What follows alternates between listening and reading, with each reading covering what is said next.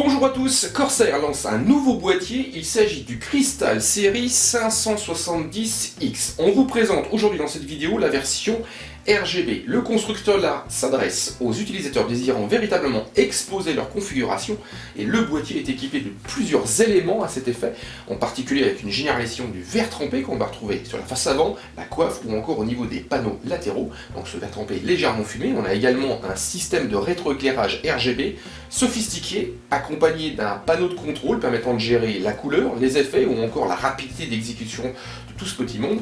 L'architecture est très ouverte pour favoriser l'intégration, aussi bien en configuration gaming qu'en configuration plus classique, on va dire bureautique. Bref, un boîtier original qui se positionne malheureusement sur le haut de gamme puisque le tarif annoncé est de 199 €.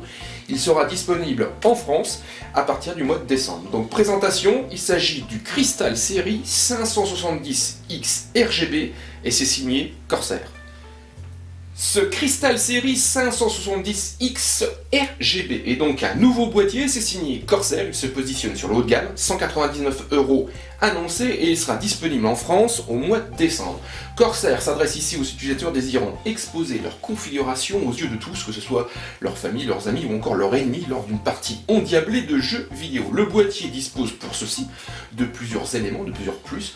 On va avoir une généralisation du verre trempé légèrement fumé sur la façade avant, mais la coiffe également, et les deux panneaux latéraux. Toutes ces vitres sont entièrement démontables par un système de vis à main.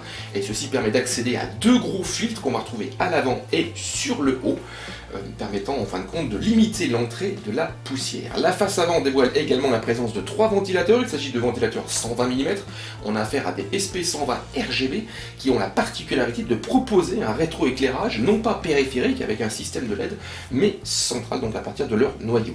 Et ces trois ventilateurs sont couplés à un contrôleur qu'on va retrouver au niveau de la connectique sur le haut, qui va permettre donc de gérer plusieurs choses, la couleur, les effets ou encore l'exécution de ces effets. Pour revenir au boîtier, ici format moyen tour compatible ATX, question dimension, 480 mm au niveau de la longueur, la largeur 234 mm et la hauteur 512 mm. Le look est travaillé bien sûr avec cette présence de verre trempé, on a une forte personnalisation au niveau de ce boîtier. Le rétroéclairage est également présent au niveau d'un petit logo que vous avez sur le bas, où ici c'est le logo Corsair, et on va le retrouver en latéral au niveau cette fois-ci de la marque carrément Corsair, au niveau du cache alimentation. Ce boîtier repose sur deux pieds transversaux équipés de larges tampons en caoutchouc afin de limiter les vibrations.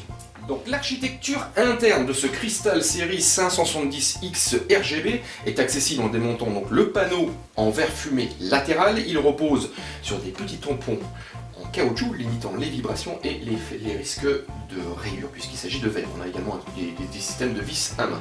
L'architecture, comme on peut le voir, est très épurée. Deux explications à ça. La première, ce boîtier est dédié à exposer sa configuration. Donc le fait d'avoir déporté tout ce qui va être support de stockage pour du disque dur 3,5 pouces ou encore 2,5 pouces limite le câblage. Donc du coup au niveau rendu, on a un rendu un peu plus travaillé.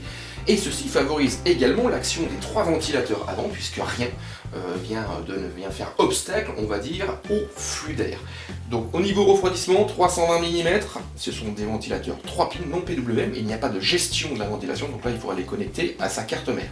On peut faire évoluer le système, on a sur le haut deux emplacements pour du 120 ou du 140 mm, la possibilité de mettre avec un système de rail un 120 mm à l'arrière, afin de rehausser la hauteur, et on pourra remplacer les 320 mm avant par deux 140 mm. Le water cooling n'est pas oublié. À IO, on pourra installer 120 mm au niveau radiateur à l'arrière, on pourra mettre en place sur le haut un 240 mm, voire 260 mm avec quelques petites modifications, et sur la face avant, là il y a pas mal de possibilités, avec du 280 mm ou encore du 360 mm. Or, ce boîtier visant à exposer sa configuration s'adresse également aux utilisateurs avertis qui, eux, souhaitent mettre en place leur propre water cooling, donc pas passer par une solution AIO. Et là encore, il sera possible d'installer donc avec un espace réservé, une pompe ou encore un réservoir. Le bloc d'alimentation est dissimulé derrière un cache, non amovible. Par contre, il est petit dommage qu'on n'ait pas d'orifice à ce niveau-là, permettant d'avoir un câblage plus droit afin d'améliorer encore ce rendu visuel. Et ce cache métallique s'accompagne d'un logo Corsair qui va s'éclairer en blanc lorsque le PC sera sous tension. Nous voici donc à l'arrière du plateau à carte mère. Comme je vous le disais, la partie stockage a été déportée à ce niveau-là. On va retrouver 4 supports dédiés, 2 au format 3,5 pouces, on a déjà installé un disque dur. Pas besoin d'outils, des picots en acier, des petits tampons amortisseurs de vibration et des supports solidaires du châssis par de petites vis à main. La même chose pour du format 2,5 pouces, ici on a installé un SSD, il suffit simplement de l'insérer dans ce support et il se clipse tout seul. Par contre, si vous utilisez un disque dur, on vous conseille dans ce cas-là de démonter le support, de fixer le disque au support et de remettre le support en place, parce qu'un disque dur, même en 2,5 pouces, a une partie mécanique, et dans ce cas-là, il y a des risques de vibration, et comme on peut le voir, il y a toutefois un petit jeu. On retrouve également, vous allez sûrement remarquer, ici un concentrateur. Il s'agit du kit de rétroéclairage concernant les 3 bandes tir, les SP120 à l'avant, puisqu'il est possible d'acheter ce kit de manière indépendante par rapport à ce boîtier. Ici, Corsair l'a intégré dans ce boîtier.